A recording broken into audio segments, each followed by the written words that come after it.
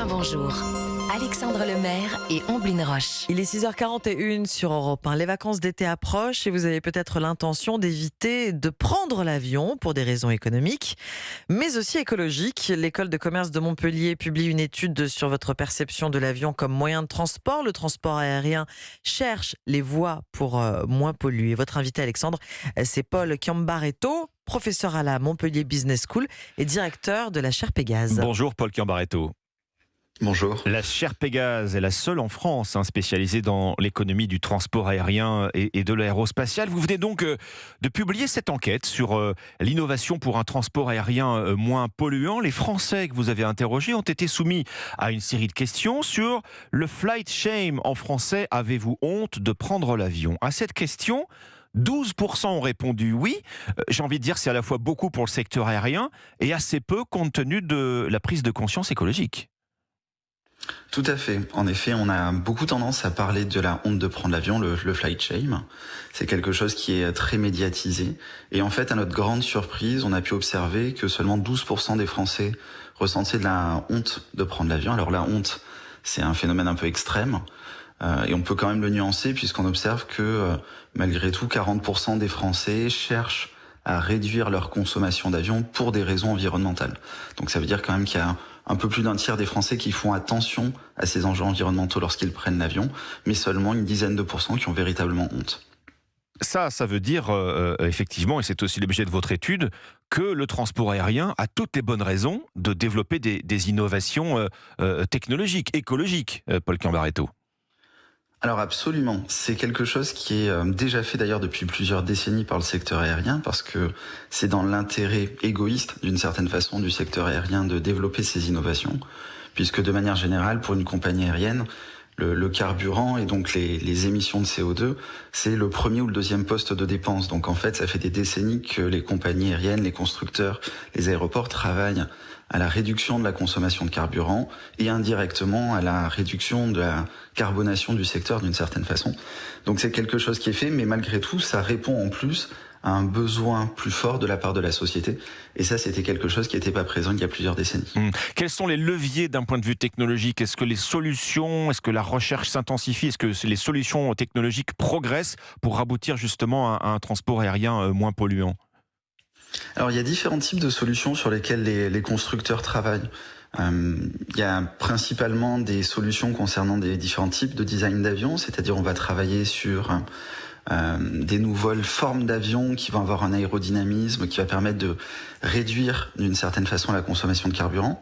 On va travailler sur d'autres types de moteurs par exemple.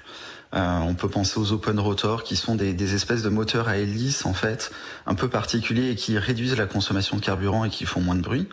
On peut travailler aussi sur l'utilisation de nouveaux carburants et ça c'est quelque chose qui est déjà mis en place par le secteur aérien mais dans un faible pourcentage, ce qu'on appelle des carburants d'aviation durable. Et la dernière possibilité, qui est la piste par exemple sur laquelle travaille Airbus entre autres, c'est le recours à l'hydrogène. Oui. Et donc nous, ce qui nous intéressait, c'était de voir si ces choix technologiques à la fois étaient connus par les Français et en même temps s'ils étaient potentiellement acceptés. Alors voilà, c'est là que c'est intéressant aussi votre étude. Quand on parle de transition écologique dans le transport, manifestement, c'est pas le transport aérien qui vient d'abord à l'esprit, puisque à peine plus d'un tiers des Français que vous avez interrogés ont entendu parler de ces technologies que vous venez de nous détailler et qui sont en cours de développement. Absolument, c'est une vraie problématique pour le secteur aérien dans son ensemble. C'est le manque de connaissances, tant de ces efforts en termes de réduction de CO2, mais surtout en termes de développement technologique. Au final, à peine un tiers des Français les connaissent, et la majorité des personnes qui ont découvert ces innovations en ont principalement entendu parler par la télévision. Mais c'est vrai qu'il y a un niveau de connaissance qui est relativement faible et ce qui pose un certain nombre de questions en termes d'acceptabilité derrière de ces innovations. Un avion de ligne à propulsion électrique, aujourd'hui c'est de la science-fiction ou c'est possible dans les décennies qui viennent? Alors actuellement, tout dépend de ce qu'on appelle un avion de ligne. Il y a de beaux prototypes qui existent pour de l'aviation électrique régionale, c'est-à-dire avec des avions qui vont avoir entre 15 et 20 places. Il y a déjà des avions comme ça qui volent et qui sont en phase de test, de certification. Maintenant, pour l'instant, envisager un avion électrique de plusieurs centaines de places. On n'a pas forcément toute la technologie pour le faire. En fait, c'est un des gros enjeux, entre autres, c'est le poids des batteries. Mais oui. Tout l'enjeu, en fait, c'est justement de combiner différentes approches technologiques. Certains constructeurs, par exemple, font le choix de l'hybride et combiner des avions à la fois thermiques et à la fois électriques. Avec toutes ces pistes de recherche que vous avez énumérées, on peut espérer réduire de quelle proportion, de combien la pollution générée par un avion en vol? Est-ce que ça, c'est des objectifs chiffrés? Alors, ça va dépendre en fait des différentes technologies. Si on prend le cas de la technologie qui est la plus aboutie, qui sont les carburants d'aviation durable, ce qu'on appelle les SAF en anglais aussi, les Sustainable Aviation Fuels. Globalement, cette technologie, elle existe.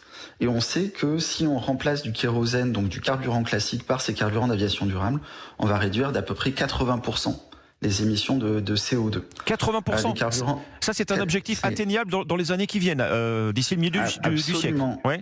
Absolument. Et en fait, l'enjeu principal, c'est d'arriver à produire suffisamment de carburant d'aviation durable pour pouvoir répondre à la demande de l'ensemble des transporteurs aériens.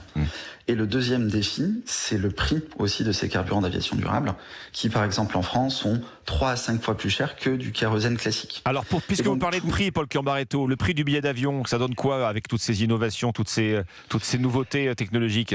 Ça va augmenter ? Justement, ces nouveautés, ces innovations technologiques, elles sont plus chères, elles vont nécessiter des investissements de la part des compagnies aériennes, des coûts, et donc il va falloir probablement répercuter le coût sur le prix des billets d'avion, parce qu'on est dans un secteur qui a de faibles marges, et donc il peut pas répercuter, qui est obligé de répercuter, l'augmentation des coûts. Globalement, ce qu'on observe, c'est que les passagers sont prêts en moyenne à payer 15% plus cher leur billet d'avion pour voyager avec une innovation verte. Merci Paul Chiambaretto, professeur à Montpellier Business School, directeur de la chaire Pégase, spécialisé dans l'économie du transport aérien et de l'aérospatial. Merci à vous. Merci beaucoup.